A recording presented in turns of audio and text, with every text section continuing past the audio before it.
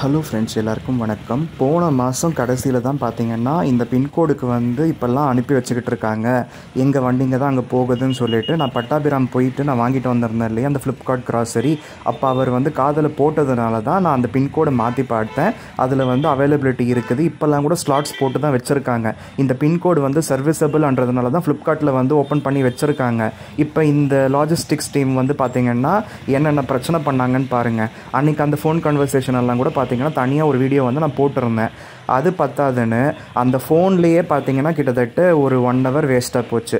அதுக்கப்புறம் அவங்க சொன்ன இடத்துக்கு நம்மளே கூட போய் வாங்கிக்கலாம்னு சொல்லி நம்மளோட வேலையெல்லாம் விட்டுட்டு கூட நம்ம போகிறோம். அங்கே போனதுக்கப்புறம் இதோ வரேன் அதோ வரேன்னு சொல்லிட்டு 5 நிமிஷம் 10 நிமிஷம்னு சொல்லிட்டு மறுபடியும் ஒரு 1 hour வேஸ்ட் பண்ணிட்டாங்க. இந்த மாதிரி பார்த்திங்கன்னா இந்த பொருள் கொஞ்சம் காசு கம்மியாகுதுன்னு சொல்லிட்டு நம்ம நேரம் நம்ம எஃபோர்ட்லாம் இவ்வளோ போட்டு நம்ம அந்த பொருளை வாங்கணுமான்னு தோணுச்சு இந்த வாட்டி. அந்தளவுக்கு கடுப்பாக இருக்குது. இப்போ நான் எல்லாம் பார்த்திங்கன்னா வெளியில் எங்கேயாவது போயிட்டு சும்மாலாம் உட்காந்து பறக்கலாம் பார்த்துக்கிட்டு இருக்க மாட்டேன். அதனால் பார்த்திங்கன்னா அங்கே ஒரு கடை இருந்தது, கரும்பு ஜூஸ் கடை. அந்த கடையில் ஒரு ஜூஸை வாங்கி குடிச்சிட்டு அதுக்கப்புறம் பார்த்திங்கன்னா உட்கார எனக்கு பிடிக்கல. அந்த கடையில் இருக்கவங்களும் பார்த்திங்கன்னா மேலேயும் கீழேயும் பார்க்குறாங்க, காது பட வாய்க்கு வந்ததெல்லாம் பேசுகிறாங்க. இதெல்லாம் எனக்கு தேவையா? இந்த பொருள் ஒன்றுன்னு சொல்லிட்டு நம்ம வீட்டுக்கே கொண்டு கொடுத்துட்டா நம்ம யார் பேசுகிறது நம்ம கண்டுக்க தேவையில்லை. அதனால் இவ்வளவு அக்கப்போர் தேவையான்னு சொல்லிட்டு எனக்கு இந்த வாட்டி ரொம்ப கஷ்டமாக போச்சு. அதுவும் இல்லாமல் அங்கே வந்துடுங்கன்னு சொல்கிறாங்க இல்லை, கரெக்டாக அந்த டைமுக்கு வரணும்ல. அவங்க வேலையெல்லாம் பார்த்துட்டு பொறுமையாக வராங்க. அவங்களுக்கு வந்தால் தான் அது ரத்தம், நமக்கு வந்தால் தக்காளி சட்னின்ற மாதிரி தான் ஜனங்க இருக்காங்க. ரொம்ப கடுப்பை போச்சு இந்த வாட்டி.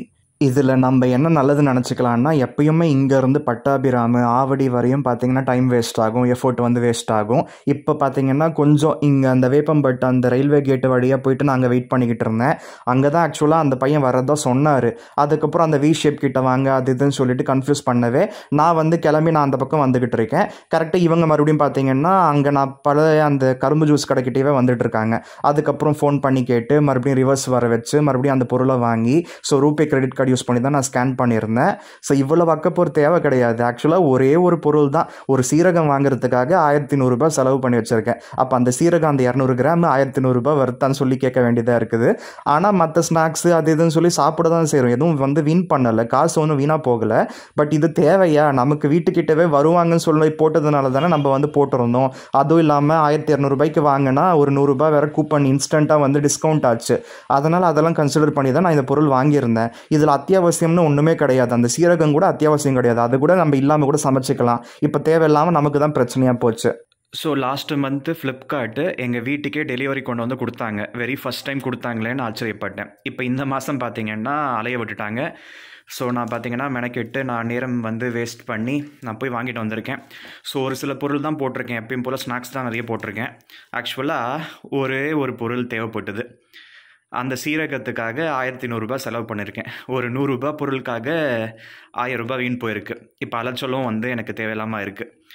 அவ்வளோ தூரம் நான் போயிட்டு வந்ததுனால உருளைக்கிழங்கும் தேவைப்பட்டது. 1 கிலோ 50 ரூபான்னு கொடுத்தாங்க, வாங்கிட்டும் வந்திருக்கேன்.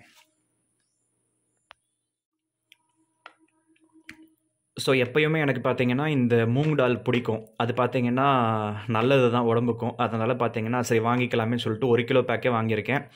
இதோட எம்ஆர்பி எல்லாம் அதிகமாக தான் இருக்குது. பட் நமக்கு ஃப்ளிப்கார்ட் மூலமாக கிடைக்கிறப்ப காஸ்ட் கம்மியாகுது.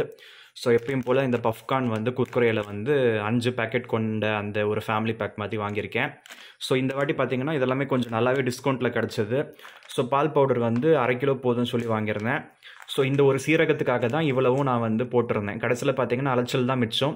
நான் போயிட்டு நான் வாங்கிட்டு வர மாதிரி ஆகிப்போச்சு. ஒரு 6 கிலோமீட்டர் 7 கிலோமீட்டர்ஸ் போயிட்டு நம்ம ட்ராவல் பண்ணி வாங்கிட்டு வரணும்.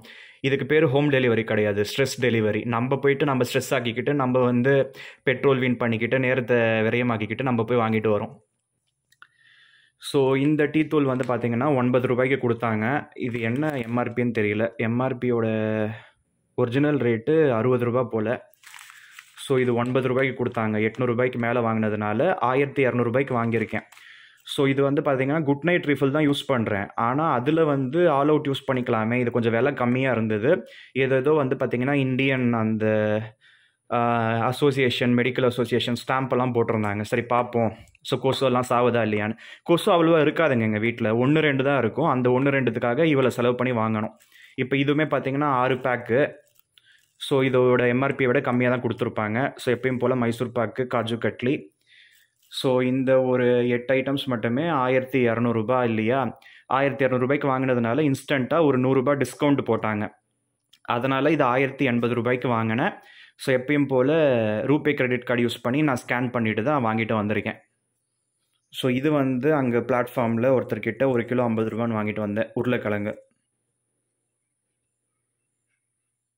ஸோ இந்த வீடியோவில் சொன்ன தகவல்கள் எல்லாமே உங்கள் எல்லாருக்கும் பிடிச்சிருந்தா மறக்காமல் இந்த வீடியோவுக்கு லைக் பண்ணுங்கள், உங்கள் ஃப்ரெண்ட்ஸ் அண்ட் ஃபேமிலி மெம்பர்ஸ்க்கு ஷேர் பண்ணிக்கோங்க.